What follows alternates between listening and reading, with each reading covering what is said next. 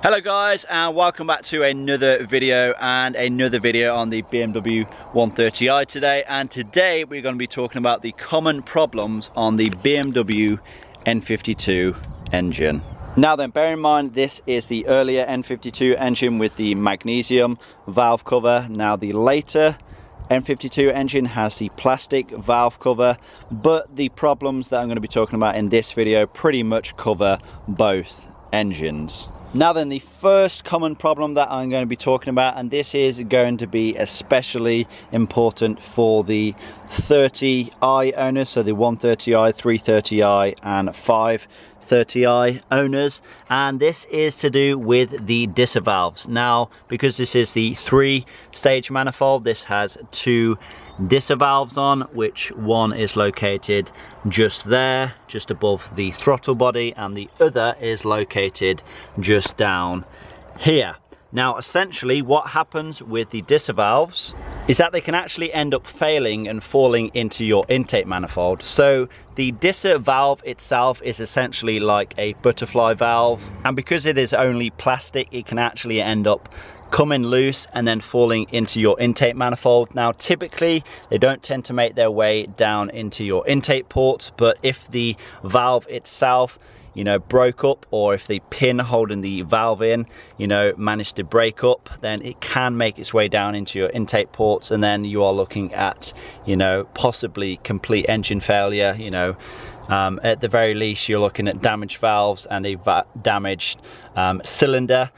So you do not want these Dissectors valves to fail. Now you can go ahead and test these valves with ISTA. You can physically remove them, inspect them, make sure there's no play, and you can actually run a test using ISTA and to ensure that they're actually running as they should. Or you can actually just go ahead and replace them, and I would recommend replacing these after 100,000 miles or so. And for those of you that are interested, I will be making a full video removing both of the Dissectors valves and replacing them for some brand new ones. Now then, another common problem on this engine is with the water pump and the thermostat. Now unfortunately the water pump is not very easily accessed. So typically, on an engine, the water pump is at the front on the drive belt system. This is actually an electric water pump and is located right down at the bottom of the engine. You can actually not even see it from the engine bay. That is the AC compressor just there, is actually just underneath there, and for access to remove it and replace it, it takes a long time to do. And if you are going to change one, either the thermostat or the water pump, you're best off just doing both at the same time. Now if your water pump has not already failed and you are nearing 100,000 miles, then there is a good chance that it will fail fairly soon. So if you have not already replaced it, I would recommend putting that on your list of things to do. Now luckily my water pump was actually replaced around 8 years or so, and that was around 70,000 miles ago. Now typically the water pumps on these engines like to fail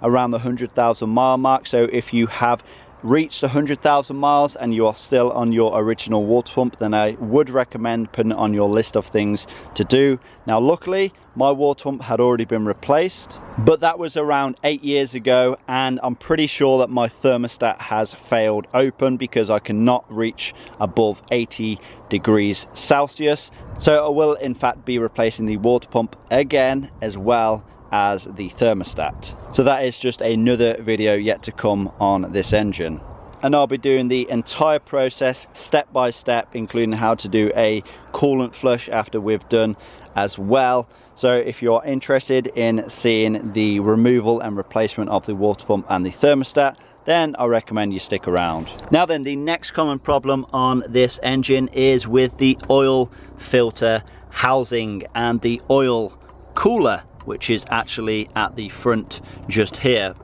Let's just pull this cover off. As you can see, that is the oil cooler. You may or may not have this plastic cover on at the front, but the gaskets on these both like to fail, and they'll typically fail again around the 100,000 mile mark. So if you have not already replaced the gasket for the oil filter housing and the oil cooler, I would recommend doing them both together.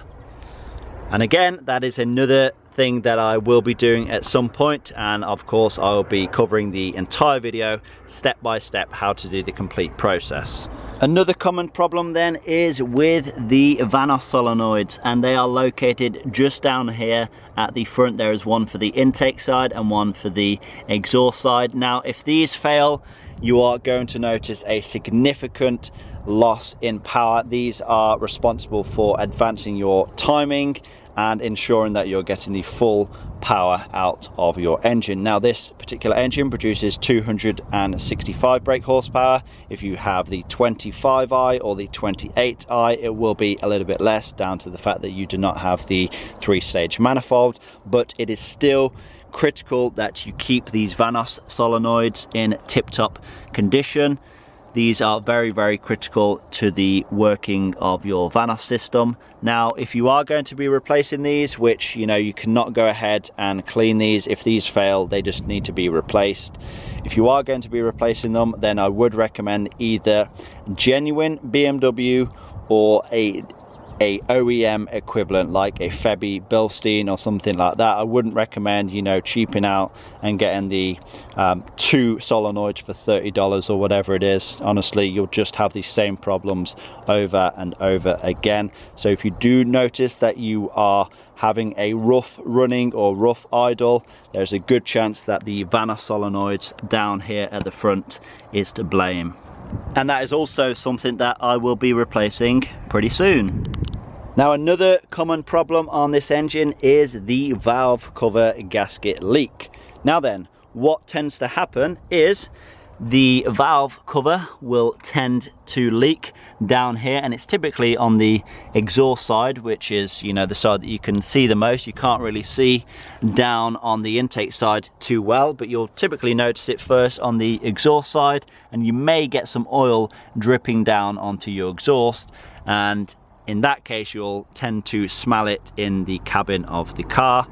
But what you may think is the valve cover gasket failing may actually just be the Valvetronic motor gasket failing. That is located here, the Valvetronic motor. The gasket on that likes to fail. If it was me, I'd replace that when I'm doing the valve cover gasket. Now a quick little tip when you are replacing the valve cover gasket is you need to replace all of the bolts. There is a whole load of bolts. They are aluminium, they like to snap, so make sure that you replace them when you replace the gasket. And like I said, do the Valvetronic motor gasket at the same time, and it'll prevent you a whole load of different problems. For example, the oil leaking down into the spark plugs and the ignition coils. You don't want that to be the case. That will cause you a whole load of misfire problems, which you do not want. Now, yet another common problem on the N52 engine is on the intake manifold itself. There is actually a CCV valve, the crankcase ventilation valve or breather, whatever you want to call it. Is located on the underside of the intake manifold, and that essentially draws the crankcase vapors away from the engine and puts it back through the intake manifold. But the breather itself likes to get blocked up, typically again around 100,000 miles or so, likes to get blocked up.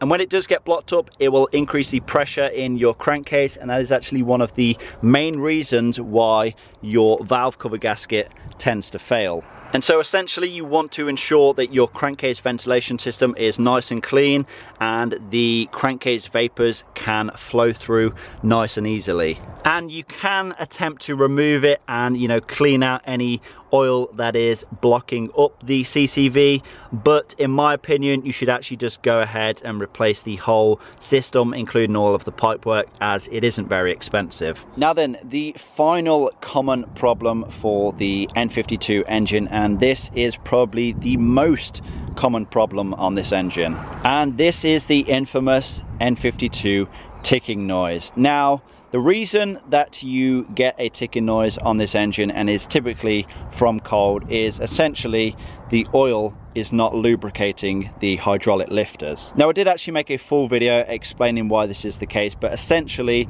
it is when you do not take the car for long drives often enough. And it is also when the engine is not revved high on a regular basis. These engines like to be revved out, of course, when they reach operating temperature. You know, do not go and rev it out when the engine is cold. But once these have reached operating temperature, they do like to be revved out all the way into the 7,000 RPM. And so it is not a good idea to drive these cars constantly below 2,000 RPM, or you will experience the infamous ticking noise. Okay then, so this has been the most common problems on the BMW N52 engine. Now, like I said, I have so many more videos to come on this engine, so if you are interested, I would recommend sticking around. I hope you have enjoyed this video.